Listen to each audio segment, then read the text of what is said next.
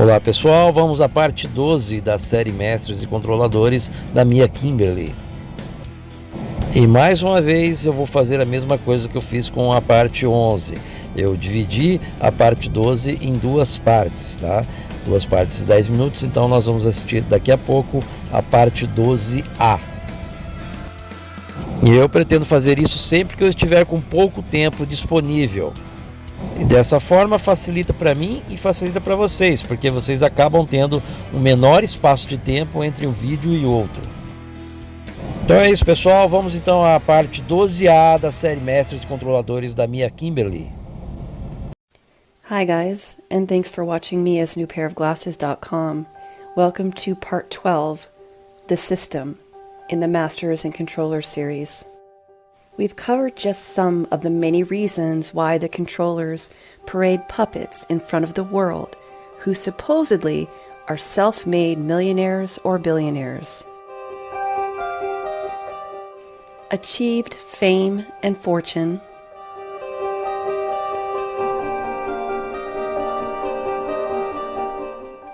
and own and run some of the world's most successful companies. Just some of the reasons are to hide the existing caste system. Who truly controls the money and owns and runs these companies? To hide the clandestine nature of these companies. And to use the carrot method of control to keep the population invested in the system. As the years have gone by, the billionaires who supposedly created ultra-successful companies out of their wonderful ideas, talent, and intelligence in this capitalistic society have gotten more hip and younger. These supposed billionaires get younger and younger because this facade is geared more to target the younger generation. It is the perfect time to get slaves invested in the system for life. It is less targeted towards the older generations because anyone who has been working at their childhood dream year after year with no success eventually knows through experience that they will never get there, but by then they settle or give up. And then they are usually well rooted in the system by having created a family, by having children.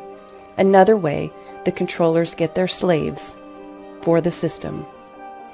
The only ones who have seemingly created large success have only done so through having sold their soul to get where they are. As long as someone's full time and attention is invested in making a dream come true, they won't be looking for the truth. As long as someone's time and money is invested in training, education, and parlaying the next best idea into profit, the longer they are held captive as a slave in the system and continue to have to work to put money back into the system. Going to college for most means many years working in the system to pay off college loans. Taking out loans to start a business, buy a house, a car, etc. takes years of paying off. Credit is designed to keep you a slave. For most, it is just about trying to survive in the system, and as long as someone is just trying to survive in the system, there is no way out of it. Keeping people's time, attention, and money invested in the system is the ultimate goal. Create and keep needed workers or slaves for a system that requires them.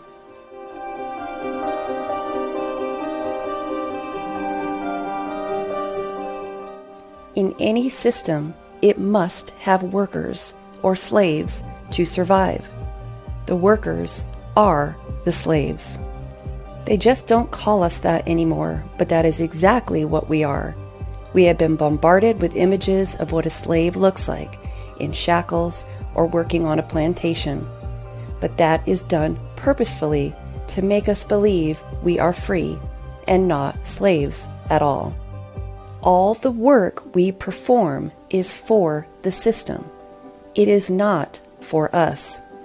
We don't perform any work for ourselves, which is the opposite of subsistence living. Subsistence living is defined as living off what you yourself can grow and make by taking only what you need from the land. By growing your own food, you are no longer relying on the mass markets and vast retail networks of the world. You need to understand that to be in the system, you have to work for the system. To get any benefits from the organizational system, you have to put into the system. The system compensates its slaves for their work through currency. Currency allows slaves to live within the system. You must work to contribute to the system to get the benefits afforded by the system: heat, shelter, food, banking, etc.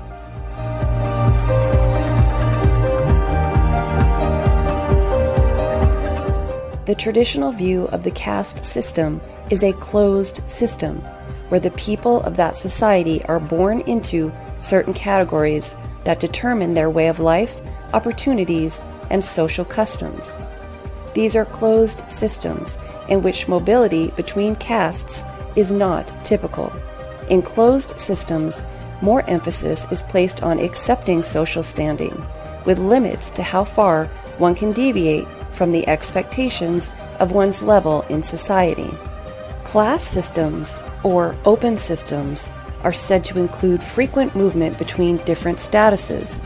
In an open system, activities devoted to improving one's status through personal achievement, such as moving on to a better paying profession, are expected. Mobility, either upwards or downwards, is more common in a class system, while in a caste system, people of different castes are traditionally in a more fixed social position throughout life, regardless of their individual abilities. We are led to believe that the United States and other free capitalistic countries are examples of class systems or open systems, and that while it may not always be easy to move from one class to another, that it happens frequently. But if there ever were class systems that existed, they have been long extinct, as the consolidation of power over the years has destroyed them. The caste system has existed in every civilization since the beginning of time, including ours, despite what we have been led to believe. The Hindus don't even hide their caste system. The caste system divides Hindus into 4 main categories. The main castes were further divided into about 3,000 castes and 25,000 subcastes, each based on their specific occupation. Outside of this Hindu caste system were the Akuts, the Dalts or the Untouchables, top-level controllers or masters of that society. The serfs, back in medieval times, were the ones who did all the work. They were afforded certain rights in land and property, but paid taxes and had to remain loyal to the lord or noble. In nature, we can see examples of natural caste systems. For example, ant colonies.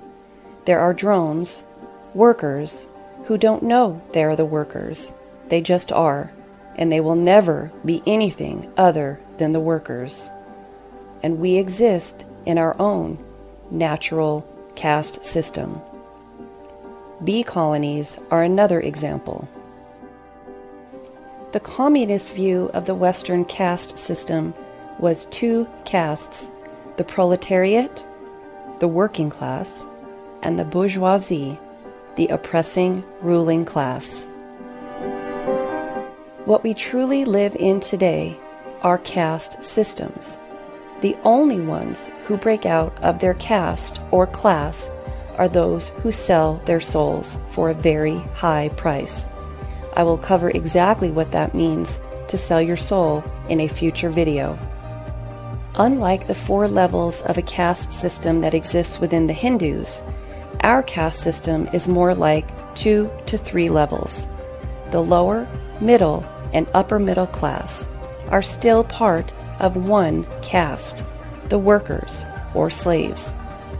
You can move within this caste, but you will never truly reach the castes above you, the nobility and royalty, unless you are born into it.